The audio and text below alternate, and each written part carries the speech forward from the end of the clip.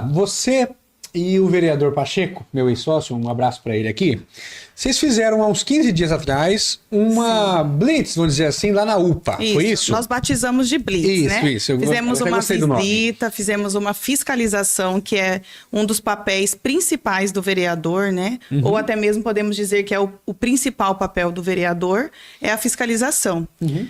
E eu e o vereador Pacheco recebemos muitas queixas, assim como acredito que os demais vereadores também. Muitas reclamações, muitas queixas. E nesse dia específico, eu recebi diversas mensagens e já era 11 horas da noite. E aí eu mandei no grupo dos vereadores que nós temos, perguntando se algum vereador teria disponibilidade de estar indo na UPA. Até porque já, às vezes, outros também estariam com mesmas denúncias, né? Recebendo as mesmas queixas.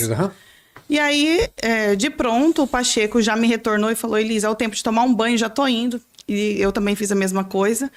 E aí a gente entrou na UPA para ver se realmente era aquilo que estavam falando e o que a gente poderia estar contribuindo, né, com o município, considerando tantas dificuldades que o município vem vivendo.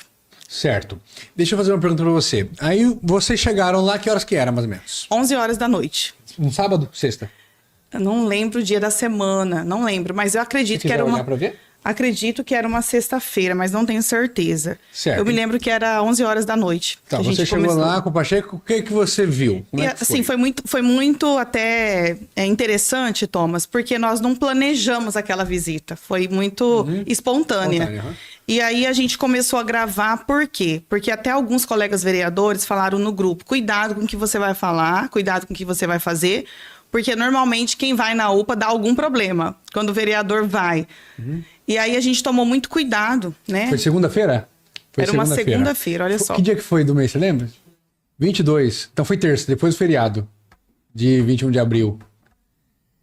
E aí foi muito assim, interessante, porque nós gravamos no intuito de ter um arquivo. Porque se alguém falasse que nós falamos algo que a gente não falou, né, ou um paciente, ou um profissional falasse que a gente ofendeu, ou que a gente falou algo que, de repente, não era uma verdade, seria uma prova da gente se respaldar, ter um respaldo ali.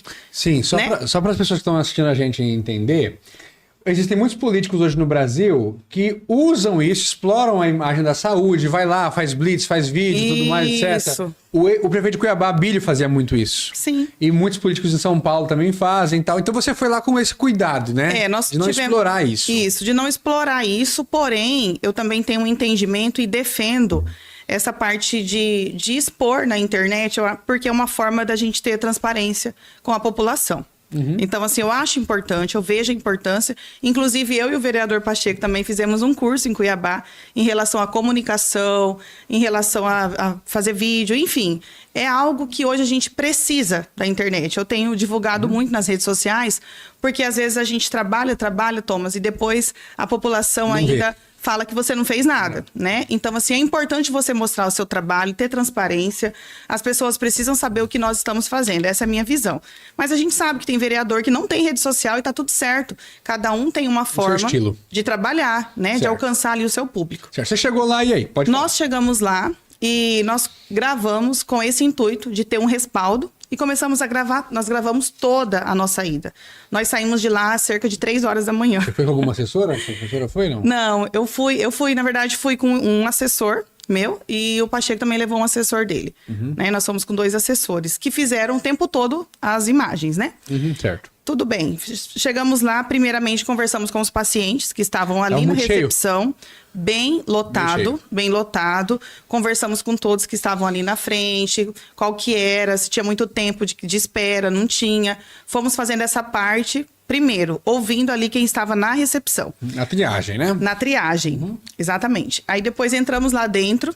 Lá dentro a gente conversou com outros pacientes que estavam lá dentro ali, já tinham sido triados. Conversamos com mães, com pacientes, conversamos com quem estava ali, próximo, familiares. Certo. Depois fomos até os profissionais, né? Então, depois que a gente ouviu os pacientes, fomos ouvir os profissionais. E essa parte já não ficou no vídeo, porque a gente preservou tanto a fala daqueles profissionais, né? E também preservamos tivemos a imagem e a fala deles. Então, assim, são outras providências que a gente está tomando internamente em questão de melhorias, adequações para eles, né? Porque a gente sabe que quem trabalha ali na UPA não é fácil. Tem que ter um emocional muito bom, uma saúde mental muito boa. Você também é da área da saúde, né, Thomas? Então, você sabe tem também preparado. Como é essa realidade. Certo. Não é fácil. E o que você reparou lá? Qual que era a maior doença que tinha ali, maior problema, maior queixa? Nós observamos que a principal reclamação seria os pacientes que aguardavam para internação. Então, ou seja, pacientes que precisavam ser internados por alguma doença específica, porém não tinha leito no hospital para internar. Entendi. Então, essa é a principal queixa. Porque lá na recepção nós não tivemos muita queixa assim, de tempo de espera. Não tinha paciente com mais 1 hora de espera, com 2, 3 horas, 4 horas, 5 horas. Não tinha. O atendimento estava sendo rápido. Porém, lá dentro, os pacientes que precisavam tomar soro, não tinha local.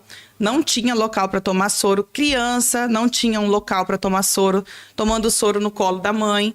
Criança que estava internada, porque assim, a gente nem se deve falar internada, porque o UPA não é local de internação. Mas é a realidade, porque às vezes fica 5 dias, 6 dias, 7 dias, né?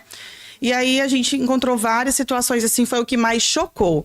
Então, esse vídeo que surgiu depois, agora recentemente, das crianças deitadas no chão... Debaixo de uma pia, né? Ela foi prevista lá atrás. Ela foi prevista porque na fiscalização nós já identificamos que não tinha local adequado para as crianças. Então, por exemplo, o atendimento, quem consultava e ia ser tratado de forma ambulatorial em casa e isso estava rápido, isso estava normal. Sim, estava rápido. O problema é que muita gente ali precisava internar. Internação, exatamente. Então, estava internado em cadeira. Não tinha uma maca, nenhuma maca para deitar. Fora as macas do corredor, superlotado. Fora os pacientes dentro das enfermarias, que lá tem, que são os leitos de observação, que seriam leitos de observação, porém internados.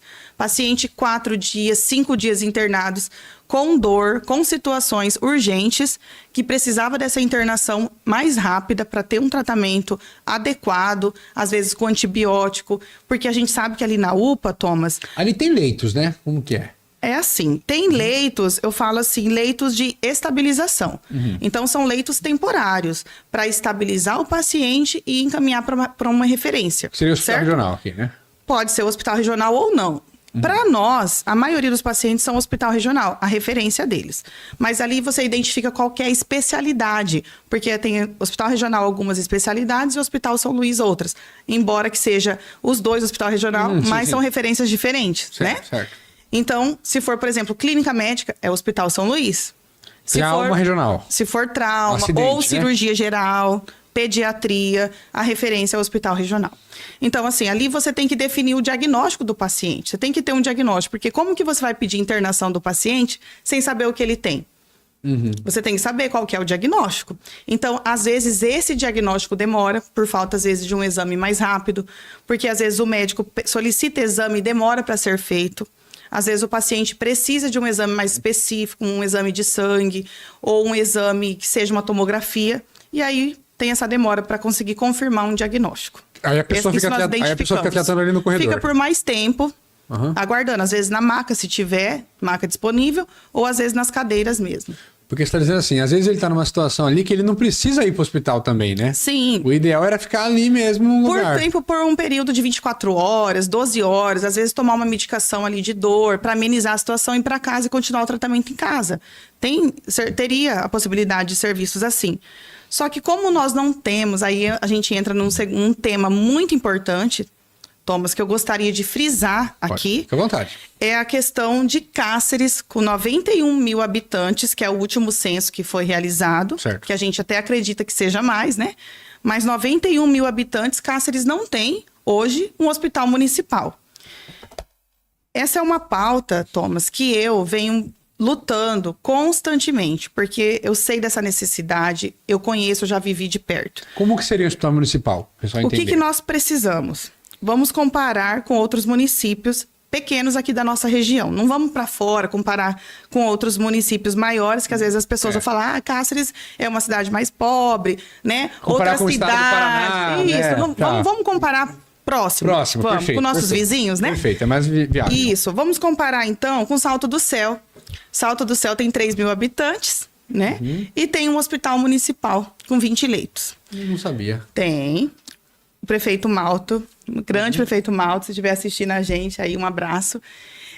Nós temos Mirassol, que tem hospital municipal, que é uma referência também, um hospital muito bom. Samuel Greve, né? Isso. Aí nós temos Araputanga, que não tem hospital, mas ele contratualiza um hospital. Ele contratualiza, tem um hospital lá que ele compra para ele fazer os partos. Ele tem que pagar. Por gestante, eu estava olhando o contrato dele, ele paga em média 4.900 para uma gestante ter parto lá. Lá em Araputanga. Em Araputanga. Uma unidade particular. Sim, porque o município não tem, ele tem ali um tem maternidade, pronto-socorro. Ele não tem hospital, não tem hospital municipal, mas se ele precisou internar, ele contrata. Então, ele já tem um contrato fixo, precisou internar, ele utiliza daquele contrato. Então, vamos lá. Nós temos aqui a nossa região, vários municípios que têm os seus hospitais municipais. Pontes e Lacerda também tem hospital municipal. Agora, Pontes e Lacerda é um pouco diferente, mas semelhante. Por quê? É o contrário. Lá tem hospital municipal, porém não tem hospital regional. Que é outro problema. Por quê? Porque aí todos os pacientes daquela região, que totaliza 23 municípios, contando aqui com a nossa região de 12 municípios, totaliza 23, todos utilizam o Hospital Regional de Cáceres. Então, aquela região precisaria também de ter o seu hospital regional, para desafogar o Hospital Regional de Cáceres. Então, vamos lá. Qual que é a importância? Por que que a enfermeira Elis fala tanto do hospital municipal? E eu vou bater nessa tecla, sim. Muita gente fala, Elis, mas isso é muito difícil, Cáceres não tem dinheiro, é muito caro. Mas a gente tem que estar sempre levantando essa pauta. Por quê, Thomas? Porque um hospital municipal seria importante se a gente tivesse um hospital hoje para fazer parto, vamos colocar. Ou que seja uma casa de parto, ou que seja um hospital para os partos, né, de baixo risco, que são considerados como parto habitual. Por quê? O Hospital São Luís, ele é referência de alto risco. Certo. Então, a gestante que tem alguma doença, uma pré-eclâmpsia, uma diabetes, uma idade mais avançada, enfim. Esses são a gestação de alto risco, né? Não seria uma coisa para todo mundo, ritual, né? Rotineira, exatamente. Mas aí o que Cáceres faz? Utiliza dessas vagas de obstetrícia e ginecologia, 70% dessas vagas são de Cáceres. 70%? 70%. Eu tive acesso a um relatório do hospital regional, 70% são gestantes de Cáceres. Eu arredondei para 70, mas é 70 e uns quebradinhos, 75. Diminuiu, então. Eu diminui um pouquinho. Certo. Então, 70% são de Cáceres, 30% é da regional. Aí, o que acontece que incomoda muito a nossa região também? Quando um município da região que paga ali 4.900 por parto habitual, precisa, às vezes, de uma vaga aqui no Hospital São Luís, que é a referência, aí não tem essa vaga, porque está superlotado, entendeu? Então, esse problema de Cáceres, ele reflete em toda a região. Ele reflete em toda a região. Tudo, né? E nós temos um outro problema. Por quê? O paciente que está na UPA, ele não tem um local para ele internar, por exemplo, uma infecção de urina. É um caso mais simples, você toma um antibiótico ali 3 dias, você vai para casa.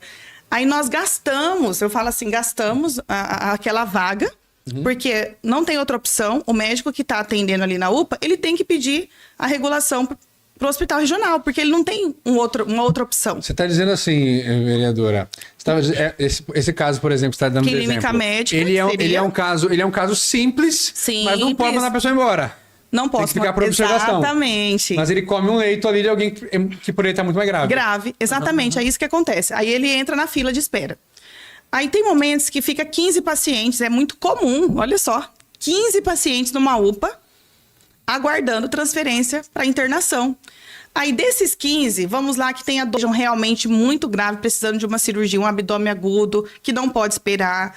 Um paciente com, de repente, um derrame, né, um AVC, e um problema cardíaco que precisa de uma intervenção cirúrgica, ele está ali aguardando vaga. Fica da mesma forma, né? Que são esses casos mais complexos que deveriam ir para o hospital. Não uma infecção de urina, tomar um antibiótico para uma infecção, como eu vi pessoalmente, uma paciente com pé diabético infectado precisava de